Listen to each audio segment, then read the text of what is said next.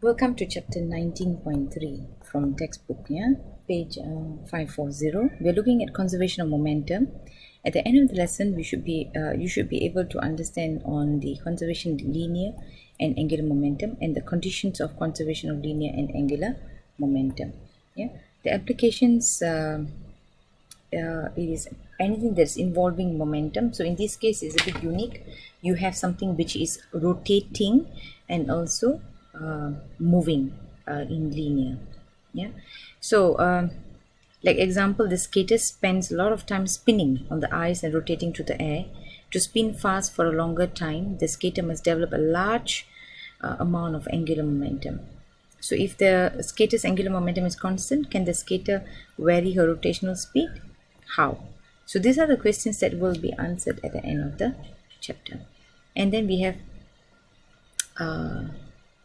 conservation of momentum allow cats to land on their feet and divers to flip, twist, spiral and turn. It also helps teacher to make their heads spin. So conservation of angular momentum makes water circles the drain faster and it gets closer to the drain. So there are many more examples. Yeah. So let's just look at some formulas here. Okay. Okay.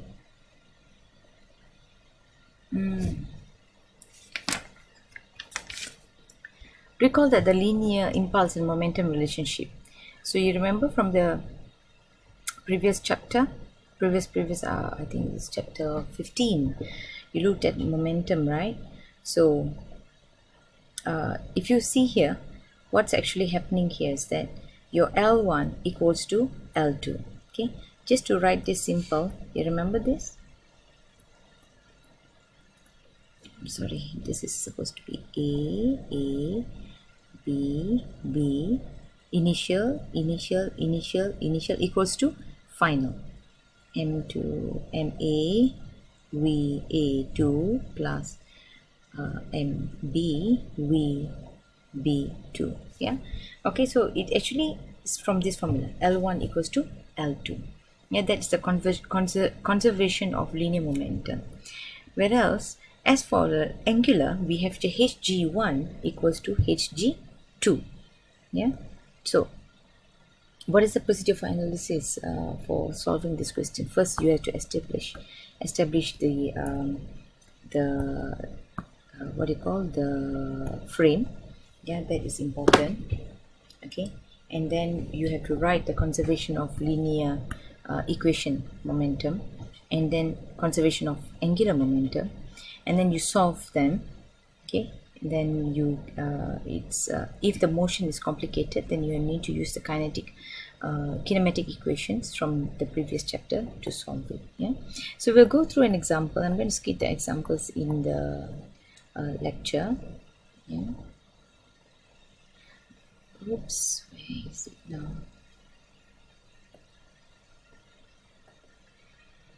Okay, let me just I'm going to skip the examples here. I'm going to move on straight to the example 19.6.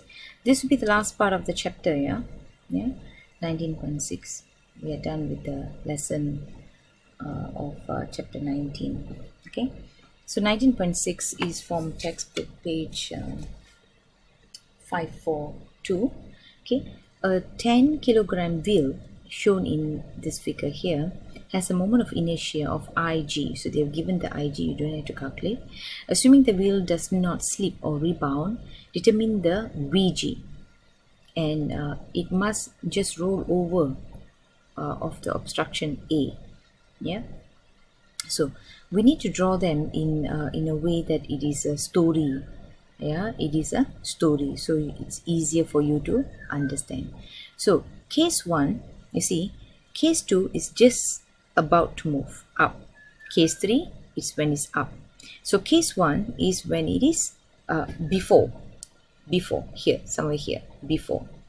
Yeah, somewhere here, before case 1. Okay, so let's solve this question. So okay, let's just look at the, it is what is the radius? They didn't say what is the radius of the flywheel. Oh, 10 kilogram flywheel. Radius is 0.2. Radius of the flywheel is 0.2, yeah. And the distance it's elevated is 0.03. Okay. Since no slipping or rebounding occurs, the wheel essentially pivots at point A. So it pivots at point A during contact. This condition is shown as 19.9b. Yeah, this drawing here, this whole thing, 19.9b, during the contact. The wheel just before impact, the impulse given to the wheel during the impact, and the momentum of the wheel just after the impact. Only two impulse forces act on the wheel. By comparison, the force A is much greater than the weight. Since the time of impact is very short and the weight can be considered non-impulsive, the impulsive force F at A has both an unknown magnitude and unknown direction of theta. So to eliminate this force of analysis, note that the angular momentum at A essentially is conserved, since 98.1 delta T is almost equivalent to 0. So we have HA initial and HA final. Yeah, angular momentum. We are looking at angular momentum initial and angular momentum final. So what we have here is that from the formula of the angular momentum, yeah, we have R, yeah, R with a prime, M, Vg, yeah, plus with Ig omega 1 at case 1, and then we have Rm, Vg, the second case, plus with Ig omega 2. So R prime will be the whole radius. You see, it's actually taken from the G, right?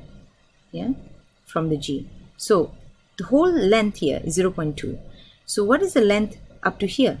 It will be 0.2 minus with 0.3. Yeah. So if you look at the drawing carefully, okay, can you see this elevation here? Yeah, so it is 0.2 minus with 0.3. Multiply mass for a 10, and then Vg, we don't know, plus with Ig given in the question, omega 1. Okay, and then we have the second case, which is 0.2, which is right, it's on top already. Yeah, it's on top, so it can take the whole thing, 0.2 multiply 10 Vg2, and then we have 0.156 omega 2. Okay, so since there's no slipping occurs, so omega is equivalent to Vg over R, which is Vg over 0.2, and it's 5 Vg. So you can actually substitute the omega with 5 Vg, leaving you the above equation in a simple format where Vg2 equals to 0.8921 Vg1. Okay, so from the conservation of energy formula, now let's go into conservation of energy. Yeah, okay, so we have T plus V2 equals to T3 plus V3. So this is case 2 to case 3. Yeah, you can still compare because the Vg is the similar. It's the similar Vg, but it's just that you're coming through two different concepts. One is the angular momentum concept, and another one is the conservation of energy concept. Yeah. Okay, so let's look at this. You remember the T? What is the T? It is linear plus with angular. Yeah, so we have half m v square, Vg2 square, plus with half 0.156 omega square. Okay, and there is no spring, there is no potential energy, so it's 0. Okay, the third case, let me see.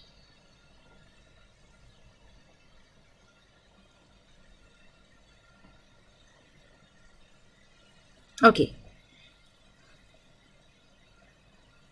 potential energy in the case 3. Okay, the third case,